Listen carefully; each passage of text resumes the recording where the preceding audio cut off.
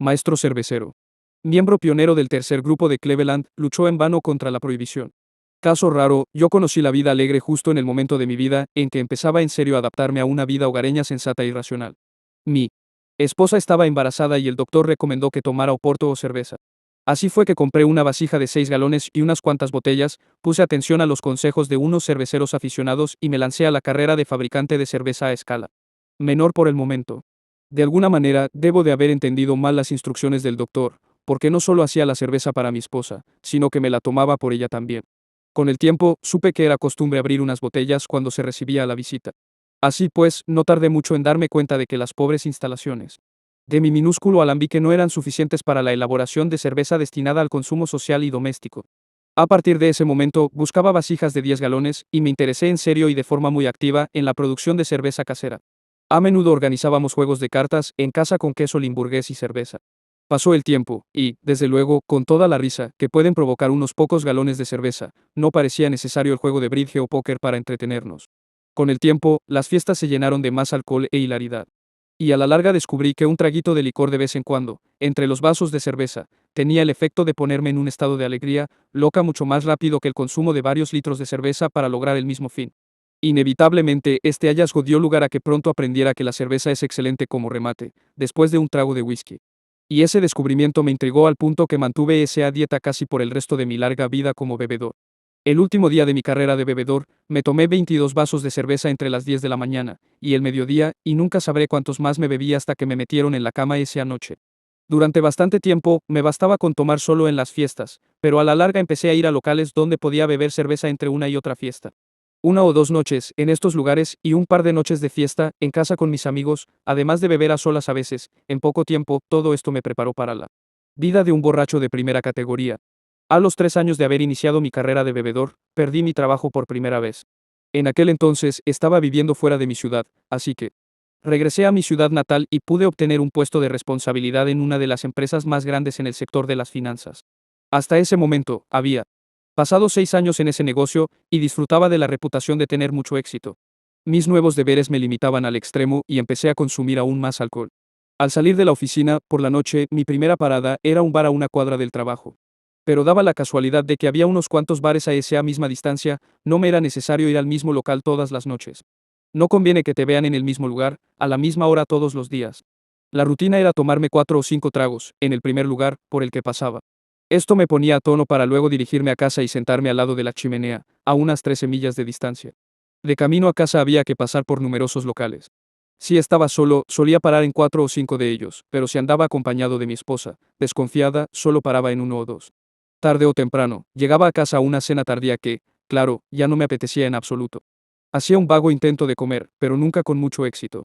Jamás disfruté de ninguna comida, pero sí comía el almuerzo al mediodía por dos razones: primero, para despejar el aturdimiento de la noche anterior, y segundo, para alimentarme por lo menos un poco. Finalmente, prescindí hasta de esa comida del mediodía. No puedo recordar exactamente cuándo empecé a padecer de insomnio, pero sí sé que el último año y medio, nunca me acosté sobrio ni una sola noche. No podía dormir. Me espantaba la idea de meterme a la cama y pasar toda la noche dando vueltas. Las noches en casa eran una pesadilla. Por eso, todas las noches caía inconsciente en un estado de estupor, por la borrachera. Nunca podré entender cómo podía cumplir con mis deberes en la oficina durante esas horribles mañanas. Atender a los clientes, los negociantes, los agentes de seguros, los dictados, las llamadas telefónicas, además de responder a los jefes y todo lo demás. Sin embargo, llegó el momento en que ya no pude hacerlo. Para entonces, yo estaba deshecho mental y físicamente, con los nervios de punta. Llegué a la etapa en la que algunas mañanas no podía presentarme a la oficina. Daba como excusa que estaba enfermo. Pero la empresa se indispuso tan violentamente a causa de mi ebriedad, que el tratamiento fue extirpar de la nómina la úlcera encarnada en mí. Persona, con mucha pompa y comentarios e insinuaciones muy personales e insultantes. Durante este tiempo, recibí amenazas, palizas, besos, elogios y maldiciones de parte de familiares, padres y hermanos, amigos y extraños. Pero, naturalmente, todo fue en vano. No puedo contar las veces que juré por la mañana dejar de beber solo, para emborracharme antes de la puesta del sol. Estaba de verdad en decadencia. Después de que me echaron del trabajo, encontré empleo con otra empresa de finanzas que acababa de entrar en el sector. Estaba a cargo de promociones de negocios, poniéndome en contacto con vendedores de automóviles. Mientras estuve trabajando en la oficina, logré cierto grado de control, pero ¿qué va cuando empecé a trabajar para ellos fuera de la oficina y sin supervisión? Ahí sí que me libré de toda restricción. Trabajé en serio varias semanas y una vez que estuve lo bastante familiarizado con el negocio de los vendedores de automóviles, no me fue difícil conseguir un gran volumen de ventas con un mínimo de esfuerzo. Ahora me emborrachaba todo el tiempo. No era necesario llegar a la oficina en persona todos los días, y cuando sí me presentaba, era solo de pasada, para volver a salir de inmediato. Por fin, esta empresa también se dio cuenta y me hallé en busca de trabajo una vez más. Entonces me di cuenta de otra cosa. Aprendí que una persona no puede encontrar trabajo simplemente pasándose día y noche en un bar, dado que los puestos no suelen aparecer por su cuenta en tales lugares. Me convencí de eso porque pasaba la mayor parte del tiempo en bares y antros y nunca daba con un trabajo. Para ese entonces se me habían esfumado las oportunidades de obtener un puesto en el campo que había escogido. Todo el mundo ya me conocía y no me daban trabajo a ningún precio. Por varias razones, he saltado los detalles de algunas transgresiones que cometí cuando estaba borracho. Una es que no recuerdo muchas, porque era uno de esos borrachos que podía estar de pie y asistir a una reunión o fiesta, entablar conversación con la gente, hacer las cosas que cualquier persona normal hace, y al día siguiente, no recordar nada de dónde había estado, qué había hecho, a quién había visto o cómo había llegado a casa. Esa condición era una gran desventaja para mí a la hora de defenderme ante mi mujer, que no tenía mucha paciencia. Al final, la cosa llegó al punto de que ya no tenía amistades. No me interesaba hacer ninguna visita a menos que fuéramos a una fiesta que tuviera bastante licor a mano y en la que me pudiera emborrachar. De hecho, siempre entraba bien en calor antes de hacer cualquier visita. Después de haber tenido buenos puestos por más de 10 años, con ingresos por encima del promedio, me encontré endeudado, casi sin ropa ni dinero ni a mi guión. Goz y ya nadie, que no fuera mi esposa, me toleraba. Mi hijo no quería tener nada que ver conmigo. Hasta algunos de los dueños de los bares en que había pasado tanto tiempo y gastado tanto dinero, me pidieron que no volviera a acercarme por sus locales.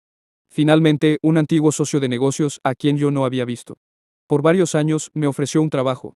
Duré un mes en ese puesto, casi siempre borracho. Justo por esa época, mi esposa se enteró de un médico, en otra ciudad, que había tenido mucho éxito con los borrachos.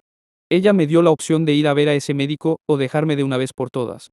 Así que, yo tenía trabajo y quería dejar de beber desesperadamente, pero por mi cuenta, no podía, así que, sin contemplaciones, acepté ir a ver el doctor que ella me había recomendado.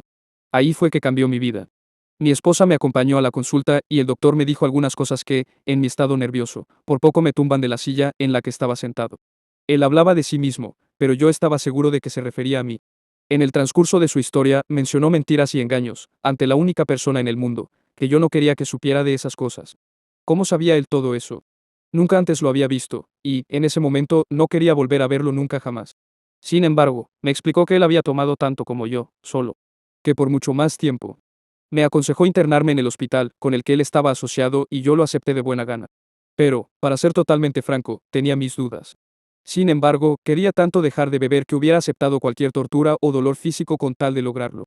Tomé los pasos para ingresar en el hospital a los 3 días y sin perder tiempo salí a emborracharme durante esos 3 días. Ingresé al hospital con un presentimiento funesto y un nerviosismo anticipado. Desde luego, no tenía la menor idea ni ninguna información sobre cómo era el tratamiento. Después de pasar unos días en el hospital, me describieron un plan de vida, uno muy sencillo, que todavía sigo con mucho placer y felicidad. Es imposible poner sobre el papel todos los beneficios que he recibido física, mental, doméstica, espiritual y económicamente. Esto no es mera palabrería, es la pura verdad. Desde el punto de vista físico, aumenté 16 libras en los primeros 2 meses que estuve sin beber. Ahora como 3 buenas comidas al día y realmente las disfruto. Duermo como un bebé y no tengo insomnio. Me siento como cuando tenía 15 años menos. Mentalmente. Sé dónde estuve anoche, la noche anterior y las noches antes de esa. Además, no tengo miedo de nada. Tengo confianza y seguridad en mí mismo, algo totalmente distinto a la arrogancia que tenía antes. Puedo pensar claro y mi desarrollo espiritual, que crece día a día, me ayuda muchísimo en mi forma de pensar y en mi juicio. En cuanto a la situación doméstica, ahora realmente tenemos un hogar. Me siento impaciente por llegar a casa cuando anochece. Mi esposa se alegra al verme entrar. Con mi hijo pequeño, tengo una nueva relación. Nuestro hogar siempre está lleno de amigos y visitantes, sin necesidad de un alambique casero como incentivo. En términos espirituales, encontré un amigo que nunca me falla y se afana por ayudarme. Puedo en verdad acudir a él con mis problemas, y él me brinda tranquilidad, paz y felicidad. Por lo que respecta a la situación financiera, en los últimos años he reducido mis deudas insensatas casi a cero, y he tenido suficiente dinero como para afrontar la vida cómodamente. Todavía tengo mi trabajo y justo antes de escribir este testimonio, recibí un aumento. Por todas estas bendiciones, le doy las gracias al Señor.